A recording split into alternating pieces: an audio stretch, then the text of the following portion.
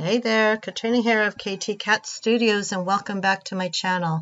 Today we will be doing art journaling. I'll show you how I decided to decorate the cover of my altered book and give you one quick example of how I made a pocket. If you're curious of what is inside this book, well, stay tuned for this week's Flip Through Friday on the 22nd of October, and you'll get to see. So let's go.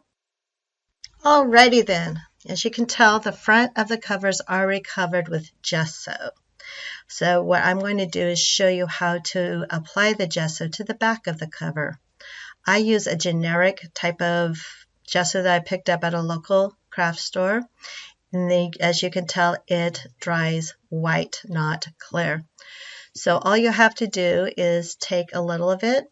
I'll shake it up first. Take a little of it and pour a tiny amount on the surface that you want to cover. You don't need a lot. It comes out super fast. And then what I do is I take my, a key card, and I just smear it all over the place. It kind of gives a little texture while you're doing this, and you just apply as much as you want or as little as you want in that area. And then I just use my blow dryer to dry it so I can get to the next step. Okay, both sides are dry and ready to be decorated. On this particular book, I kept the spine the way it is because I have an idea how I want to decorate it, which you'll see later on in the video. Okay, I wanted to show you my mixed media box. This is it. This is all of my mixed media supplies in one shoebox. Everything from Happy Mail to pages out of a book that I ripped out. These are domino cards I got at a thrift shop I still want to do a project with. Some old printables I just didn't want to throw out. Some old postcards that I haven't decided what to do with yet. And some old scrapbook paper. That's it.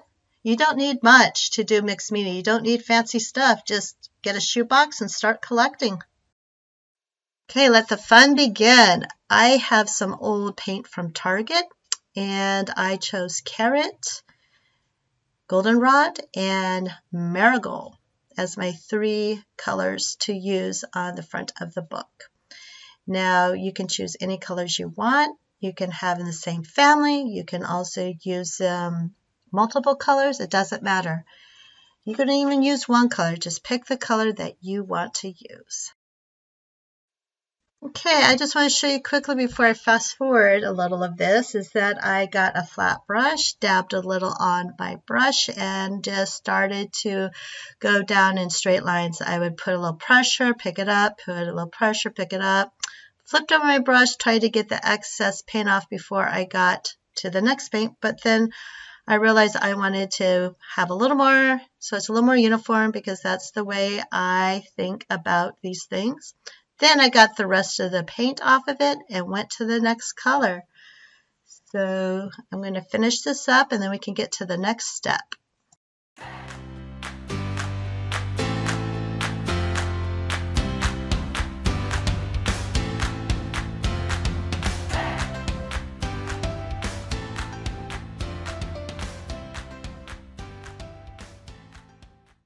I forgot to mention, after you finish one color, it's important to make sure it's completely dry until you get to your next color. So this time I chose Rosemary and Moth.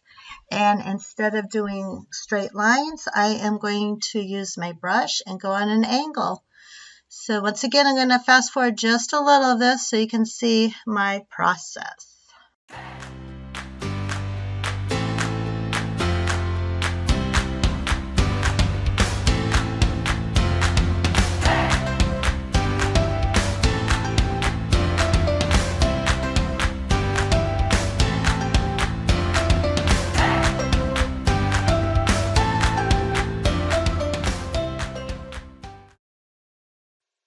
Okay, now that that is dry, I want to show you about bubble wrap. I like using bubble wrap to make marks. As you can see, this one I've used over and over again.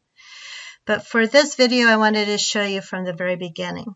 As you know, a lot of us get packages from everywhere, so we have a lot of this on hand. Please don't go buy bubble wrap to do this. Just use from some of your old packaging. So what I do is this time I'm going to cut it and make sure that it's the length of the book, because I want to get long marks, as it's called, along this book. So I'm satisfied with that length. Now what I'm trying to do is feel where the bubbles are, because if you do it on the flat side, you're just going to get flatness. And it might look pretty, but it won't give the bubble wrap effect, is what I'm trying to say. So there's our key card again. I just smear it all over, and I just make sure all the bubbles that are covered. Now you don't have to cover all the bubbles. It's just giving me the length and maybe the width of what I want to do. So once you have done that, you put it over and lightly tap it. And then you, after tapping it, you pick it up and voila, you've made some marks on your book. How cool is that? Alrighty, I am using a pen to make some more marks. This is a bold paint pen with a tapered edge, and you can do various things. For example, you can make marks that are straight lines, just like what I did with the paint, or you can scribble it out. Or what I like to do is put it on the side and make little raindrops. You can make circles, you can just do the very tip and make thin lines, whatever your artist's heart desires. What I like to do first is I look for lines, and I go over with a black marker, not too heavy, not too light, and I just find all the lines that I like, and I just start making marks that way. There's no right or wrong reason. Remember, this is your art, no one else's.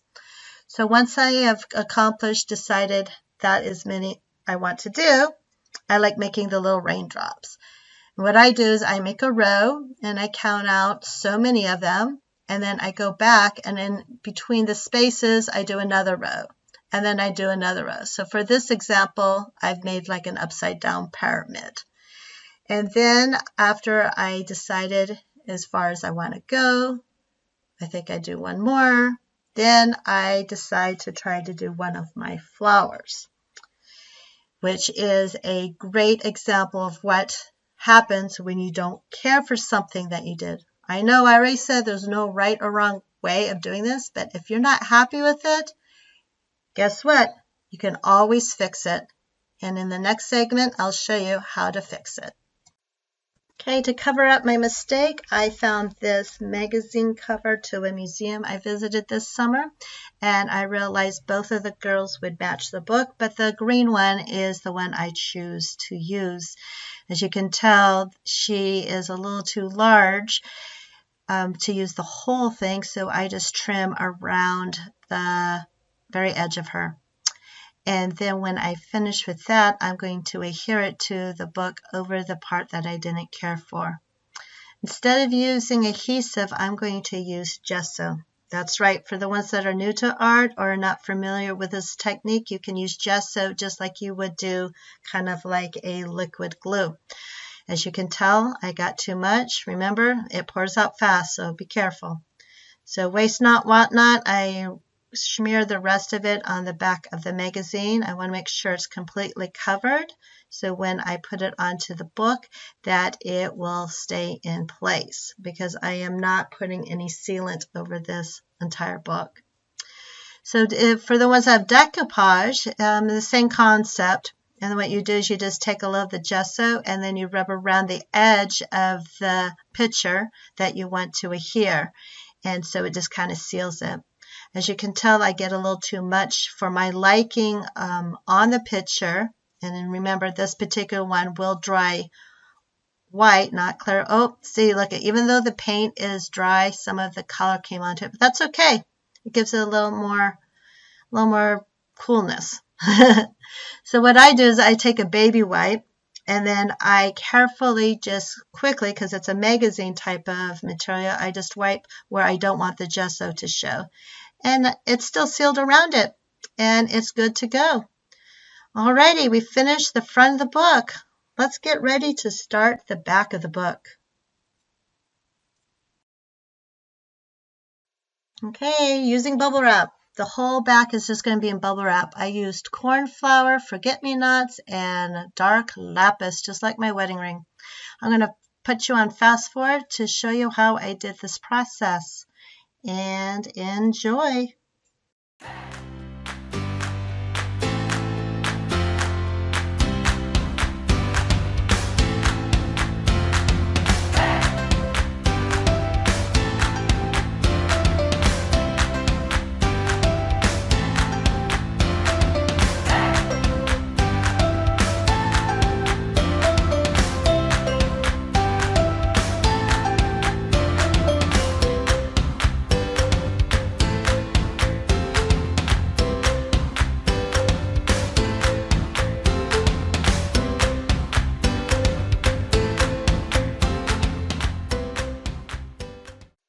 Okay, last but not least, the spine.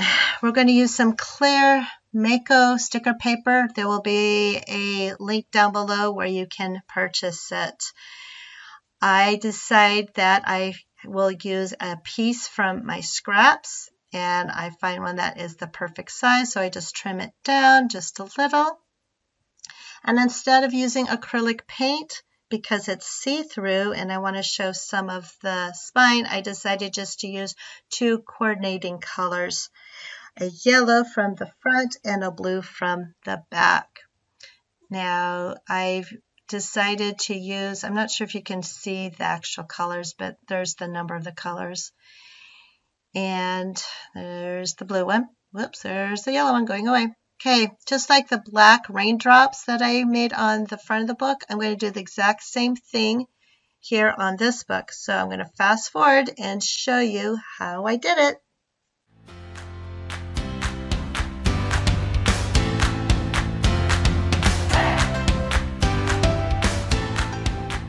Okay, I am really happy of the way that it turned out. So all is left is to stick it on the spine of the book. So what I do is I just peel a little back at a time. That way it will not adhere on itself, and then I would have to start all over again. So I just slowly peel the backing off and rub it onto the spine of the book. And then I will just use my old finger power and rub it into the spine and make sure that it's all adhered. It lapped over a little on the front and it lapped over a little on the back, but hey, that's part of creating an altered book. So that is how I created this whole cover, and I am really happy of how it turned out. So now that we have finished this, we're going to move on and show you how to make a pocket. Okay, before we make a pocket in the very back of the book, I wanted to show you some of the tools I use. These punchers come in very handy. I have a circle one and I have a hexy one. I have some double-sided scissors, double-sided tape, and some clear glue.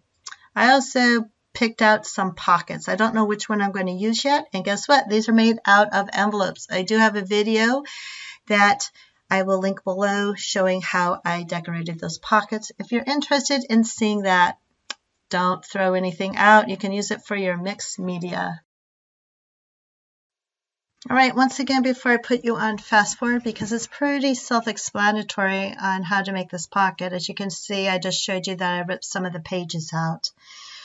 And I decide which pocket I'm going to use. And then you just decorate the pocket however you want and however you want it to look. So this one I'm going to use a notch, and I think I use my hexie for this one. Yep, I do. So here we go on how to make a very simple pocket in your altered book.